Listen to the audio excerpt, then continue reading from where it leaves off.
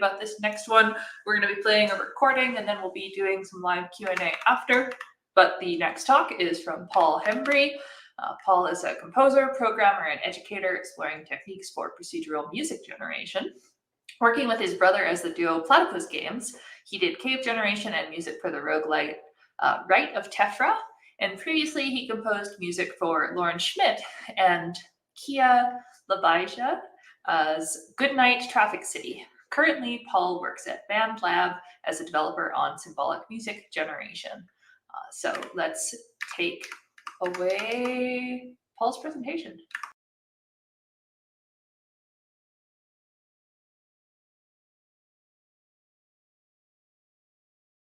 Hi, my name is Paul Hembree, and today I'll be talking about audible geometry, using coordinate systems as a resource for music generation.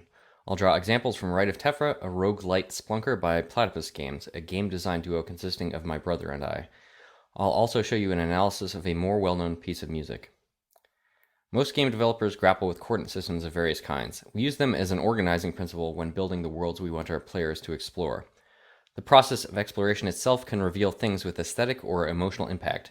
We and our players discover new, arresting visual experiences, valuable resources, dangerous adversaries, and other things while moving through our game worlds. Traversing the game world is thus a kind of traversal of psychological states as well.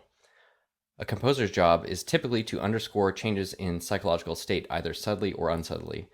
A change in story beat might receive unsubtle treatment. If a character dies, you'll want a large musical arrival. However, composers can also underscore the traversal of the game world by subtly changing the scalar, harmonic, or melodic material audible at any one moment. A word on music definitions here. I'll assume that you don't have any background in music or music theory, but that, as a game developer, you have used quantities to help you express aesthetic phenomena. Music theorists think of scales as the aggregate collection of pitches that occur either simultaneously or successively in a passage of music. A scale can be defined abstractly as the series of intervals that separate adjacent pitches in the scale. Most scales repeat that pattern of intervals in all octaves, helping to establish what we sometimes call octave equivalence, where any halving or doubling of a frequency is treated as equivalent. The smallest interval commonly found in Western music is the semitone, which is the distance in pitch between adjacent keys in the piano. Many note numbers are expressed in semitones. In addition to note names, we can also assign integers to pitches, usually starting with C on 0, ascending by semitones. These are sometimes called pitch class numbers, and they are equivalent to taking the MIDI note numbers and applying a modulo 12 operation. Let's briefly discuss the diatonic scale, which is the 7-note scale that underpins much of music in the West. Perhaps the most familiar version of the diatonic scale is the major mode, which has the pattern of adjacent intervals in semitones of 2-2-1, 2-2-2-1. There are 6 other modes of the diatonic scale which can be thought of as rotations of this collection of intervals. We perceive a mode in a piece of music depending on which pitch is emphasized more than others, either by duration, temporal order, loudness, melodic behaviors, or some combination of these characteristics. That pitch is then assigned to the first node of the motor scale. We'll come back to scales when discussing our musical examples. When composing for games, particularly those that rely on procedural generation, the composer may not know the specific affordances of the game world for musical content, and often the composer does not know the order in which a player will explore the space. For instance, if you generate a dungeon with branching paths or loops that take the player in and out of certain psychological states, again by encountering monsters, finding treasure, or experiencing architectural or visual changes, you can't compose a linear piece of music that is guaranteed to underscore the player's succession of psychological states. Interactive and adaptive audio techniques, such as horizontal resequencing or vertical remixing, certainly exist for handling this kind of event structure. Game composers often use audio middleware to build these kinds of possibilities into their music. However, you can also connect musical content with the underlying structure of the game world itself, the coordinate system, as a way to ensure that the musical content shifts in a subtle yet interesting way in tandem with movement in the world. But how can a composer map the experience of traversing a multi-dimensional virtual physical space onto the various dimensions of music? For this discussion, let's limit ourselves to the single dimension of musical pitch or audible frequency. Luckily, our experience of musical pitch is hardly one-dimensional. Most music in the West has a harmonic component. We hear more than one pitch sounding simultaneously, and the sensation of the various intervals between the pitches increases the dimensionality of our experience of music. Furthermore, even in monophonic music, we not only experience the instantaneous frequency of the instrument or voice, but as a melody unfolds in time, we unconsciously compare the intervals between the notes. Thus, even a melody has an intrinsic intervallic component due to our capacity to apprehend recent experiences as a perceptual present, or to compare experiences in memory over longer time spans. There is actually a subdiscipline of Western music theory devoted to creating spatial models out of these intervals, with partially aligned subdisciplines in psychoacoustics and music cognition. This subdiscipline offers us various ways to map a multidimensional coordinate system onto musical pitch. I should note that this kind of theory is very focused on Western music. The idealized listener imagined by these theorists is steeped in this tradition, which includes the classical music of Western Europe, but also styles that inherited components of its pitch systems, including jazz, rock, and pop music, as well as film and game scores. I would gently speculate that spatial cognitive models are formed by experienced listeners of other traditions around the world, but these are not well studied in English sources, and they are certainly not equivalent to what I'm discussing here. We should probably be wary of espousing universals, particularly when related to the experience of art. Within a spatial model of pitch, you typically place related pitches near each other and unrelated pitches far apart. Pitches are usually represented with nodes, and the edges that connect the nodes describe intervals between those pitches. What related means depends on the research goals or musical context. For the most part, related means that the pitches sound appropriate when played together, or that they are commonly encountered together either simultaneously or in near succession. Related doesn't always mean consonant, although it often does. If you are analyzing or composing music for a survival horror game, you might find that the related pitches are quite dissonant when sounding together. There are several types of geometries that you can arrive at when embedding the single dimension of frequency into a more intervallically informed, higher dimensional pitch space. For instance, cognitive scientist Roger Shepard arrived at a double helix where the two whole tone scales are wrapped around a cylinder. Before him, Leonhard Euler and later Hugo Riemann arrived at a two-dimensional lattice with the musical interval of 7 semitones tiling one axis and the interval of 4 semitones tiling the other axis. In modern versions of this model, from Neo-Riemannian music theory, this model is often skewed, forming a triangular lattice. There's a question about what you hear in music as a listener when located at a particular part of one of these spaces. As mentioned before, the spaces represent relatedness, and relatedness usually means that you're hearing pitches together either simultaneously or in close succession. Short-range relationships might represent harmonies, medium-range relationships might represent scales, and the entire space represents the total possibilities of the 12 equal-tempered pitches commonly encountered in Western music. Among the many kinds of spatial configurations available, square or cubic lattices are perhaps the most useful for game designers because they are commensurate with the standard coordinate systems used in 2 and 3D modeling and level design. So I'll limit my discussion to those types of spaces. How do these spatial models of pitch help us explain how we perceive music, or potentially how composers can make music? They can allow us to chart the experience of motion in an auditory phenomenon as motion in a metaphoric physical space, and vice versa. They allow composers the ability to underscore movement and exploration in physical space with movement in auditory space. Take, for instance, the music for Norfair, Ridley's Hideout from Super Metroid, or Magmore Caverns from Metroid Prime by Kenji Yamamoto. Although this piece is not from a roguelike, I'd like to use it as an example because it is particularly susceptible to analysis with the spatial methods I've described so far. Furthermore, this game has an affinity with roguelikes because of the heightened aesthetic of discovery. Also, many of you are probably familiar with this piece of music. This piece primarily uses Phrygian mode, which is a particular ordering of the 7 pitches in the diatonic scale in which the second note of the mode is only a semitone above the first note of the mode.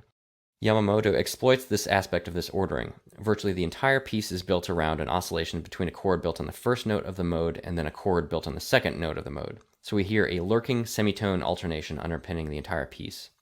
However, Yamamoto doesn't use the same scale the entire time. Each time a new section is encountered, he transposes the material up 3 semitones and the scale along with it. Moving to a different scale within a piece of music is called modulation. This sequence of modulations underscores the player character's movement in physical space, as well as ratcheting up the psychological tension with each ascent. We can chart this motion using a cubic pitch lattice, in this case one that tiles the horizontal axis with the interval of 3 semitones, the vertical axis with 5 semitones, and the depth axis with 2 semitones. I'll depict this space with isometric graphs of numbered nodes where the numbers indicate pitches 0 through 11 starting on C. Each cube in this lattice gives us the 7 notes of the diatonic scale. Notice how one pitch occurs twice. Thus, each cube represents fairly well a section of music in this piece. There are some borrowed pitches from outside of each cube. Yamamoto frequently borrows an interval 4 semitones above the first note of the scale, rather than native 3 semitones. This is a common trope in Phrygian, particularly when alternating with a chord built in the second note of the scale. Yamamoto moves right along the horizontal axis, each time keeping 4 common pitches and introducing 3 new ones with each modulation of 3 semitones. Moving along this axis allows Yamamoto to use all 12 pitches within 4 modulations. In contrast to this, moving along the vertical axis, a much more common modulation in Western music, would have taken 12 modulations to do the same. Moving along the vertical axis would be equivalent to moving along the circle of fifths or fourths, an arrangement of the 12 transpositions of the diatonic scale, where adjacent transpositions differ by only 1 pitch. Thus, part of the appeal of this piece is that each new section moves a surprisingly far amount through tonal space. The aesthetic of surprise and discovery is thus embedded in the tonal framework of the music. Let's hear a piano rendition of this piece. I've also provided a pitch lattice diagram and score with color-coded pitches, as well as piano roll notation for people who aren't comfortable reading music.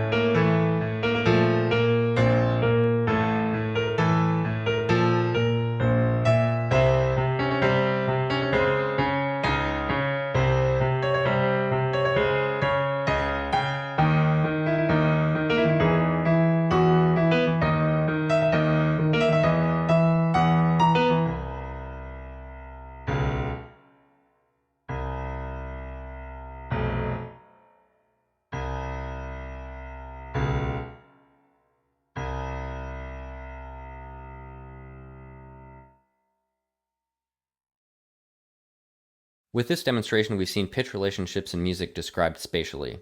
So how can we harness this for a game that uses procedural generation?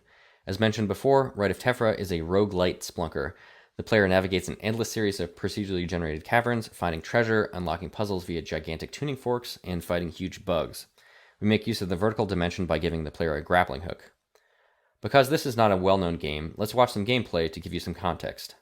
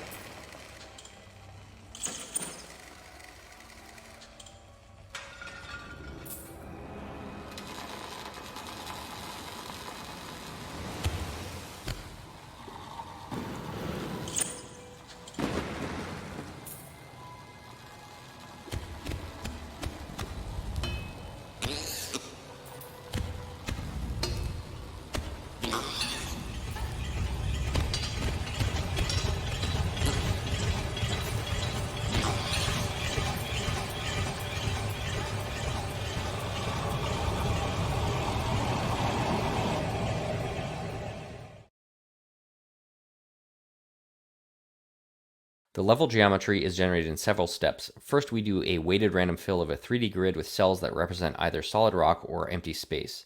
We then run a 3D cellular automaton over that initial random fill to create a cave-like structure. The cellular automaton in question is probably best described as a kind of simulated annealing. We prune isolated smaller side caves, and then we do a marching cubes pass to generate a coarse mesh. We then run just a single step of a naive smoothing algorithm on that mesh to round off the square edges, and we use a triplanar shader to give it a natural stone look. All of this is surprisingly efficient.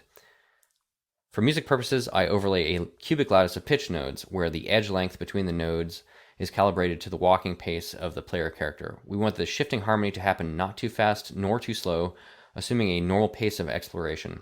I ended up using 36 meters as the edge length.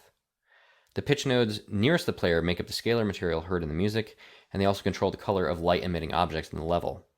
It should be noted that all of these objects are also procedurally generated thanks to Will's hard work.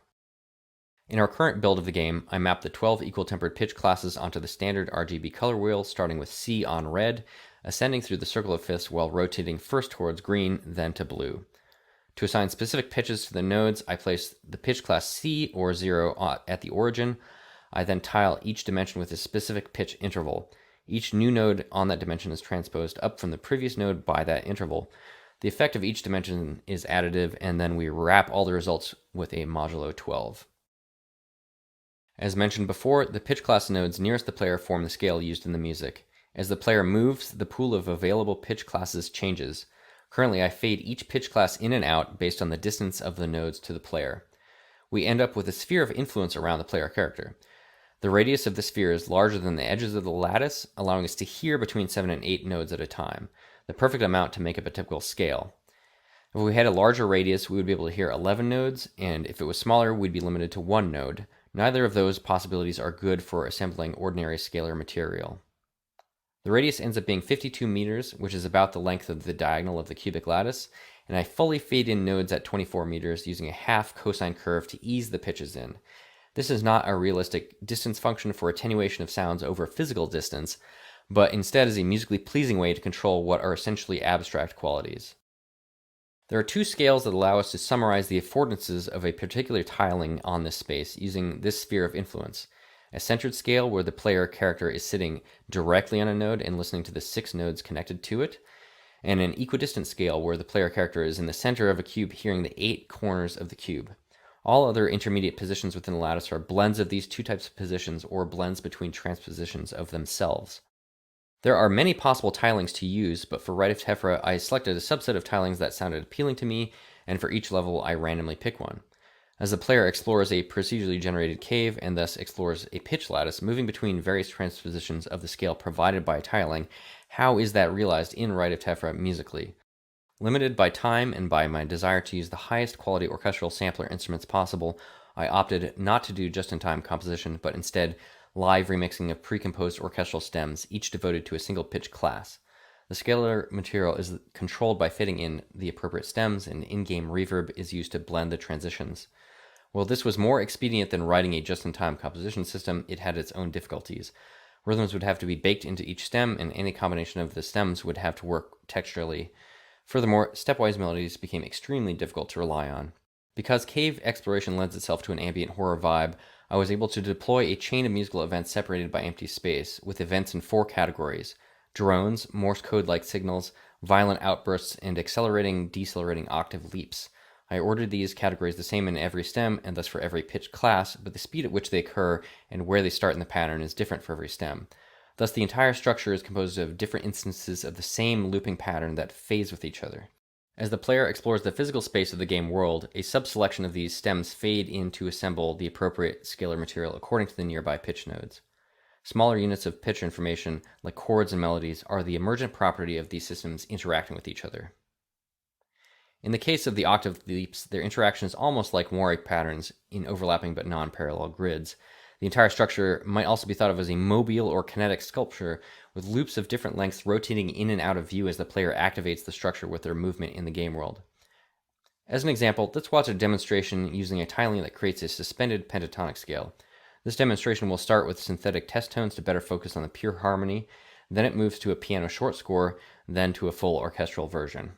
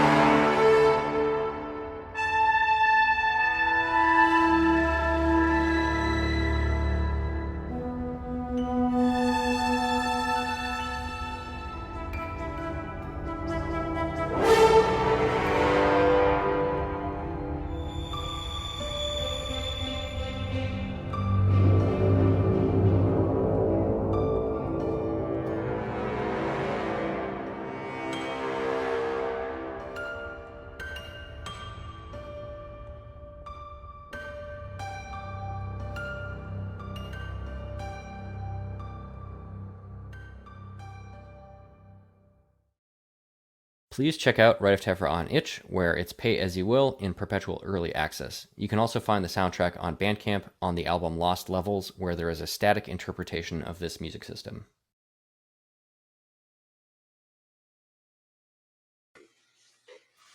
Excellent. Paul, Hello. Can you that hear was me? wonderful. Yes, I can hear you. And yeah, fun to have you in chat. I think that was lovely, and yeah, definitely one where all of the different music and stuff, it was helpful for it to be a recording. So thank you for putting that together. We have time for a few questions here. So jumping right into that, I think really interesting, a question from Ninja Ducky. So the resulting music from Rite of Tefra is both enjoyable and very avant-garde. Do you think, can ProcGen be trusted to create more kind of traditional music too?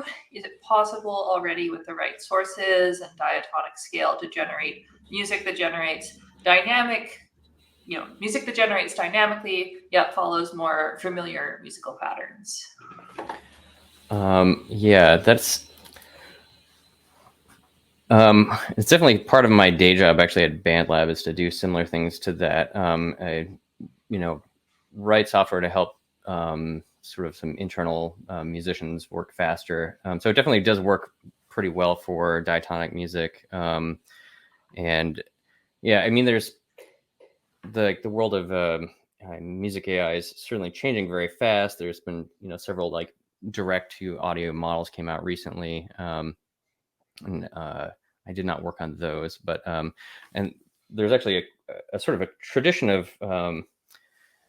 fairly successful procedurally generated pieces of music that follow traditional rules. I think starting with David Cope in the 90s, or maybe it's late 80s and 90s, writing things that sound like Bach, and that was like 35 years ago. So yeah, the resources are definitely out there to do that kind of thing. I just happen to want to write, Yeah. creepy sounding music for this game. So, Which everyone appreciated and said was quite beautiful. Yeah, I think that's interesting. There's another good question here from Jillian, which I think is really cool. Do you think, can the player learn the rules of the generator well enough that they can use the music to help them navigate the space, or rely on it for that kind of gameplay purpose beyond it being this kind of beautiful soundscape? that's interesting. I think that probably you'd have to um, somehow represent walls with music, and also like opponents or adversaries in the dungeon. You can certainly hear them coming because the bugs make a rolling sound and the fireflies have like a burning sort of sound. But yeah, there's a lot of elements you could do. I think if you had perfect pitch, and as someone mentioned in chat, you could probably navigate purely with that. I actually think also with relative pitch, which I mean anybody can learn to have pretty good relative pitch. Um, you could probably also learn to navigate, but you need to get used to the specific mapping. So you'd have to choose a tiling. Like, for instance, the thing in the demo at the end was a very sort of gentle suspended pentatonic scale, and if you got used to that, you could probably navigate with it. Yeah, that's interesting. I guess one last kind of quick question is just, were you inspired by any particular procedural music from other games? Interesting. Uh, at least the references for this weren't actually from other types of procedural music. I mean, except for